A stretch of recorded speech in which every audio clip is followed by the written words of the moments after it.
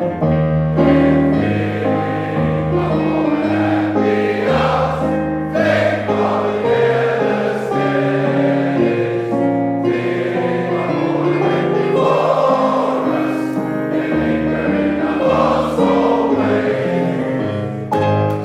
evening and welcome to it. It is the OMU Podcast with your host, Ncedo Marele. As you can see, I'm looking a bit scruffy. I need a haircut. But before that, guys, you know, we are available on social media. So you can link up with us on our social media pages. That is on Facebook, that is on LinkedIn, as well as on Instagram. If you want to like our content, please do like our content over there on YouTube. Please follow us, the OMU or the OldMuiriteUnion over there on YouTube. Like the content so that we can spread the word across the world and reach more Muirites. So today I've got my classmate once again.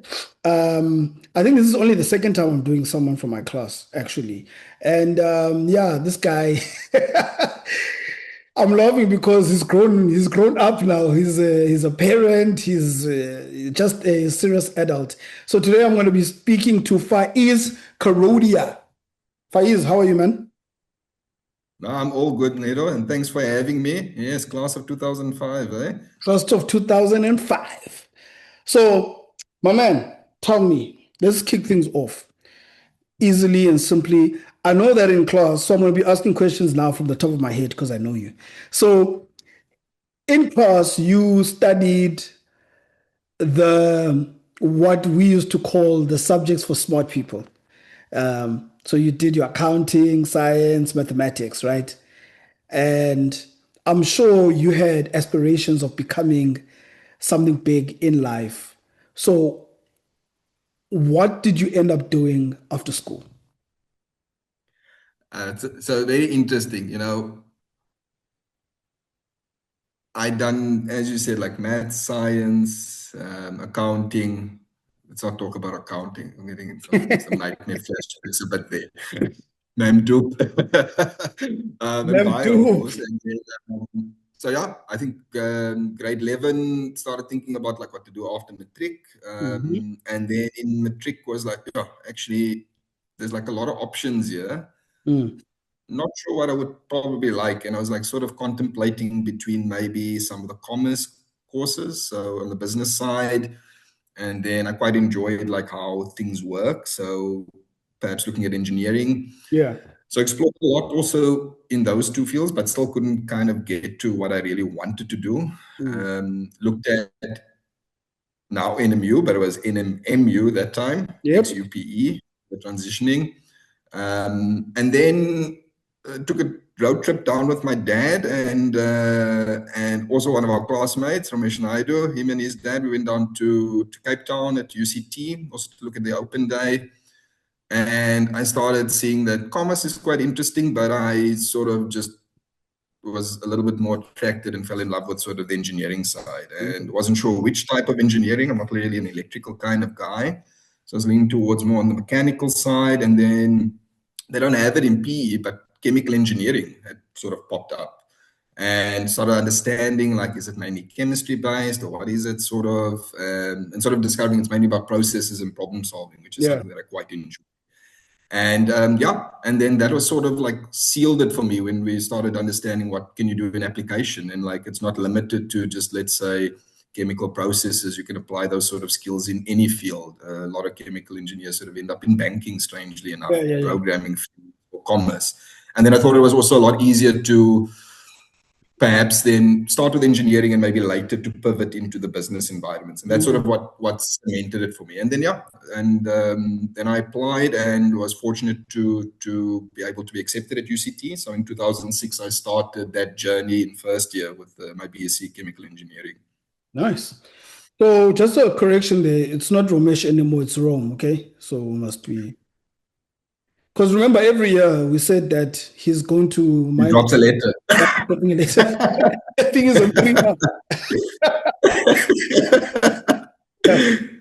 So you moved over and started working at VW. And if anybody has ever gone to school and lived in Uitenhage, they all know that VW is the backbone of Uitenhage, right? So how have you sort of moved up at the company, and where are you right now? Yeah.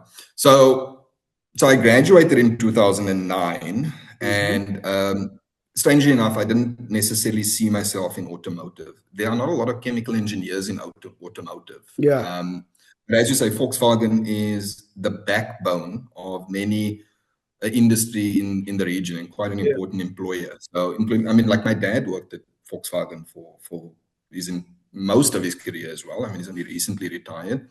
And so when I graduated in 2009, it was kind of in that period. I don't know if you recall, Ncedo, that 2008 to 2009 was this big global financial crisis. yeah. So I was actually in this period where we had a shortage of chemical engineers in the country, but Oh, nobody's hiring. Right? So for a year, I was actually struggling to find like employment. Then I got quite, say, lucky. There was a bit of a gap in where there was a contractual job with one of the suppliers at Volkswagen. So, but that was much later in 2010, right? So I was on the hunt during the World Cup period, met my wife in that period while unemployed, then managed to find a contractual job, which worked out like sort of towards the latter half of it, and then applied for the graduate program for 2011 and was fortunate enough to sort of be selected for that. So I started in 2011 on the grad program at Volkswagen, which is a fantastic program that they used to have. And they teach a lot of the soft skills related to business, how to enter sort of like also the work environment and sort of integrating into the culture of the company. So I spent some time as a process engineer starting in the paint shop, mainly focused on like technical processes related to water treatment, some service provider management. And then there was an opportunity within the general manager or division head's office for some more projects and financial controlling. And I quite like that aspect to sort of like slowly get into the business part of it as well. So I worked with my division head for a while there. And funny enough, he was moving to the body shop. So at the same time, he'd asked me to join him and do projects, finances, capex planning, and also sustainability projects. I started getting involved a lot more in sustainability as well, in parallel to that in the body shop. And then I was there for about also just shy of a year. And one of the other managers sort of approached me and said, look, he's starting a new department which wants to pivot the sustainability and strategy part, which I had a bit of exposure to in before as well. So set up a new department with him for about 7 months. And coincidentally, our manufacturing director had recently started coming from Germany, and he had also just by chance had liked what I was doing in that space and asked if I wanted to join as his technical assistant. And we were launching a new product. So that was actually a very exciting period, very different. Like we work in 7-year product cycles in the automotive side. So next opportunity for a big thing like this in that period would be 7 years later. So coincidentally, it worked out quite well. Worked for him for about a year. So as a technical assistant, also getting involved in lots of side projects, a lot of exposure to also various business areas in the company, made a lot of good connections, networking, and formed some important relationships. And then I had a good opportunity to enter leadership after that. So I entered as a junior manager or supervisor in our planning department, specifically in assembly. Was still doing some processes for assembly. Then I started taking over some other functions like facilities planning, industrial engineering, and in addition to processes. And shortly after that, I got contacted also about this in our prototyping area, our pilot hall, that there's an opportunity that they want to expand one of the sub-business units. And they thought, based on some of my previous experience, that I'd be a good fit to sort of grow that part of the area. So joined that team for about a year and a half. We were also launching, so we did, when I was the technical assistant, we were doing a new product, and we were busy doing a facelift. And coincidentally, my team was also responsible for the facelift part of it, for the prototyping. So worked well with them. Also, we were doing a lot of process and project engineering improvements in that area. Had a great team. And after a year and a half, I had a good opportunity that opened up in our corporate strategy division. So that's about in 20, I think that's around about 2020. I recall we went through I mean, we went through COVID COVID. during that period. Yeah. That was like also, You seem to feels find like your a way lifetime during the ago. global crisis. Yeah, like it's just like and I remember because I was still in the prototyping area and we had like this like COVID period and we had to like build the car, but like everyone has to do social distancing. How do you build a car during like social distancing is like very like interesting. But in just after hard lockdown, then managed to get that through, and then opportunity open up in strategy somewhere between 2020 and 2021, which I was quite interested. I always had a sort of and I like the idea of always thinking forward because I naturally think like that, but good way to exercise that sort of skill set. So moved into that space, focused on some very different projects that I didn't have exposure to because it's in the very corporate part of the business. Very big focus on trying to grow the business in Africa. So looking at projects like in Ghana, Rwanda, and Kenya. And then I moved into the management space also just shortly after that. And I was then the manager responsible for business development and policy as well, which included like one of the aspects would be like going to a market and having policy discussions with not only the private sector, but the public sector as well. So that was like very different for me because I mean, I'm an engineer. What do I know about this sort of setup? But learned a lot from various experienced people and also from a lot of external people that used to go along with these travels. I recall one very interesting experience was we were going to Kenya also, and those of you recall Alec Irwin was also very instrumental in the automotive policy, was on that trip, and a wealth of knowledge, and I always just try to learn a lot from all these individuals. So I did that for a while, and then I was just to work on projects like interesting like electric vehicles, how do they enter the African market. I learned a lot about like how the African market works, and what's very interesting is that every country is very different, even though we're one continent. So that was great, good cultures, great people. And then I moved into like a very interesting space because we have a business in Rwanda which is similar to Uber, but not quite like Uber. We were doing like on our own application. So I was sort of responsible for trying to figure out like how do we sort of I hadn't launched that, but like how do we grow this aspect in other African markets? Very like these emerging markets seem to like they oppose a lot of technological changes, especially these smaller countries that use what do you call those things, tuk-tuks to move around. Oh yes, yeah, you'll see hundreds of those. I mean, like this. I mean, in many ways, most of these markets are. I mean, we take for granted. We think like we are like super advanced in like South Africa, but like a lot of these other markets have like sort of leapfrogged. I mean, like Rwanda, for example, was like sort of leapfrogging to like super digital. They're like very digital savvy. I mean, they've been using mobile money like way more than ever. I mean, people hardly carried cash there, and I'm talking about before like virtual cards or anything.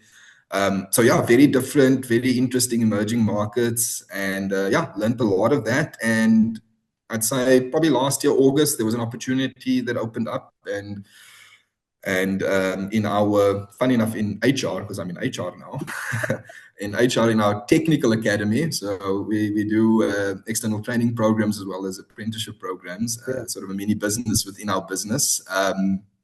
Very different, but it draws on a lot of the various roles that I'd learned before, and challenging, which I'm enjoying. So yeah, that started, say, August last year, and I've been in that role since. So 15, so I'd say 15 years that I've been at Volkswagen now, and I've had 12 different roles, and I've had 19 bosses. So it's been an interesting journey.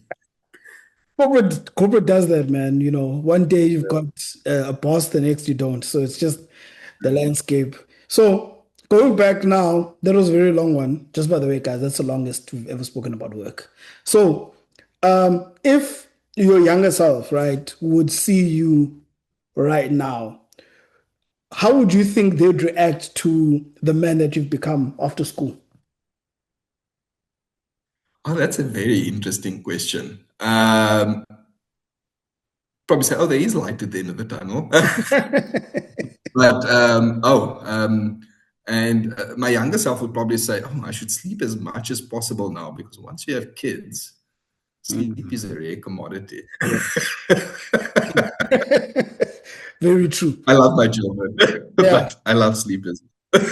So, you know, this question, I usually lead with it, but I find it very interesting in how people remember things, right? It's either you remember it from sounds, smells, sights, sort of all your senses engage when you remember something. I know, for instance, if I think of school, I think of in the morning in winter, wet grass, just the air filled with excitement. We're about to start the day, and it's rugby day, on a Saturday.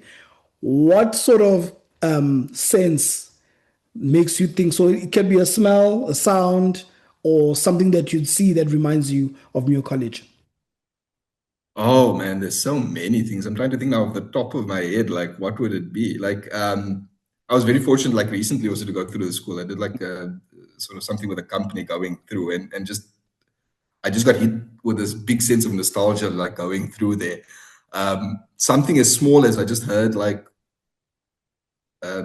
footsteps, and I was just like, it just took me back, like, and it wasn't a school day, but I just heard footsteps walking through a corridor, and I was like, wow, this is just taking me back to like between the lessons, like you like sort of like that rush go moving through that. A lot of aspects I'm just thinking about now also relate to the tuck shop, smell of fresh chips, hot fresh chips. And I was thinking the other day, I was just like at home and I was like, go in winter now, but when we were in summer, I was like, oh, you know what I'm really craving now. I was just telling my wife and my two boys, I was like, oh, I really wish we had some apple munches now, Munch.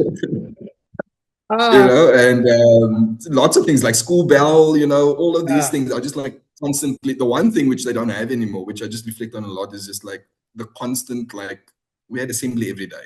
Yes. And so the first thing is like I'm walking through and I just get like this big thing. It's like, okay, yeah, we're walking past, of course, now, like we had assembly every day, where you lining up, Mm. So when I was walking through that, I just went through this whole experience of like, taking me back, and it was really good to go through. But there's just so many things that just sort of remind you of the school. I reflect a lot now because I've got two boys that are 7 and 3, and my eldest has just started grade 1. So I'm dropping him at school and that, and it just keeps, and I'm just thinking about like, oh, my first day, like of entering school, like, that nervousness, but the one thing that I miss a lot is like, and I always hear it from my eldest, is just that idea of the friendships, right? Yes. And he's building all these new friendships, and I'm just reflecting on all my friendships that we built, because especially for those of us that have been either together for the whole high school period, or for some of us that have been together like completely since grade 4, Yeah. And some of the ex-classmates that I see, I mean, it's like almost like you might have not seen each other in 15 years, but just that instant, it just takes you back, and it's like almost like you saw each other yesterday, but it's been like 15 years. Always like that.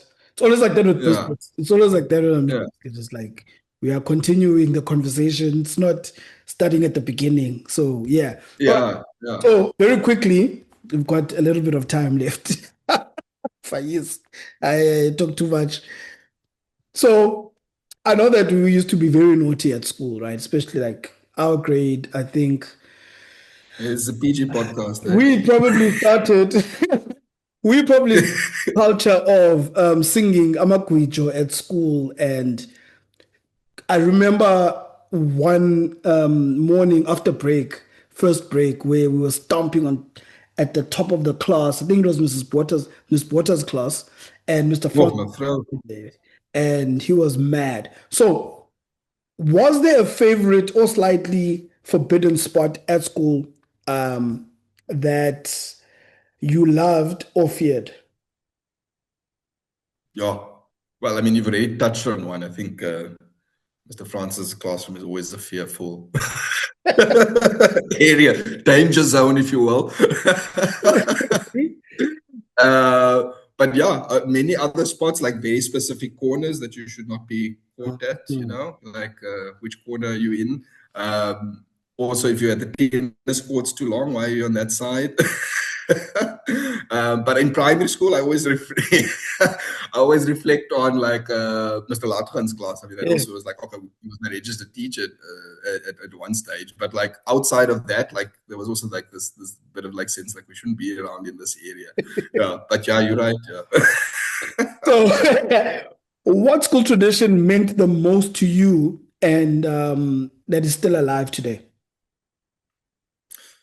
So the thing that I've become very appreciative of, you don't realize it maybe as much in school, Yeah. is I'd say Founders Weekend. I think, and on the school side, of course, you like preparing for it and that. But as an old boy coming back, like I think you appreciate it like really a lot more. And I'm so happy that that tradition has continued. And that's why I think as we're getting into all these like class milestones, I really would love to see a lot of our classmates if they're able to attend, because I think those are great places to connect. But that's like a very, very fond memory of mine, is like just the gees of it, you know, and you just start to understand like the connectedness of the school and after school as well.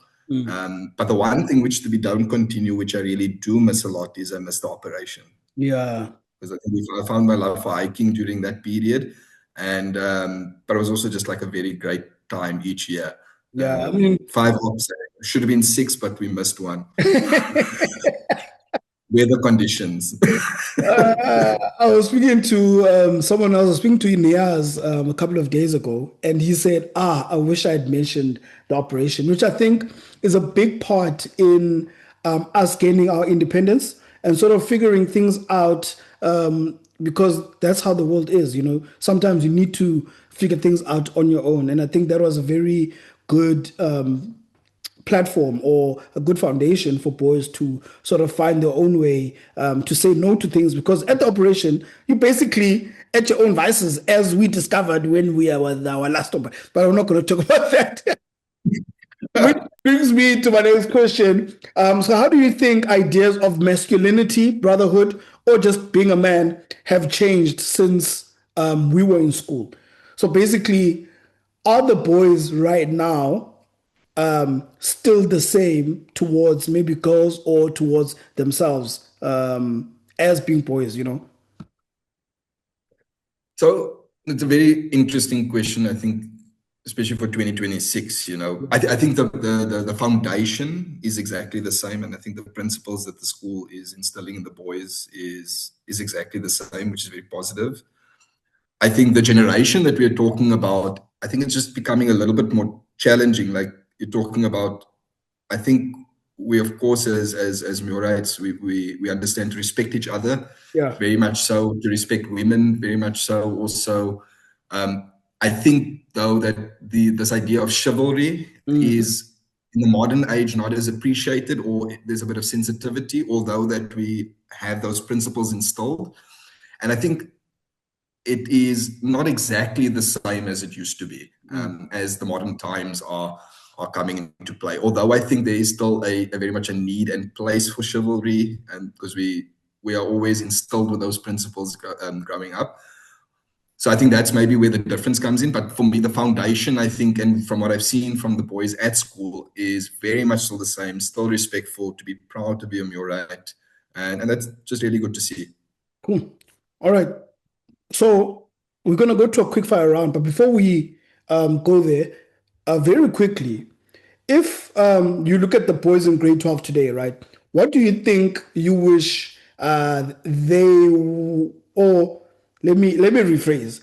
If when you look at the boys in grade 10, right, what do you wish you had known at their age? That this is going to be the best time of your life and the best time to take risks and try and fail, right?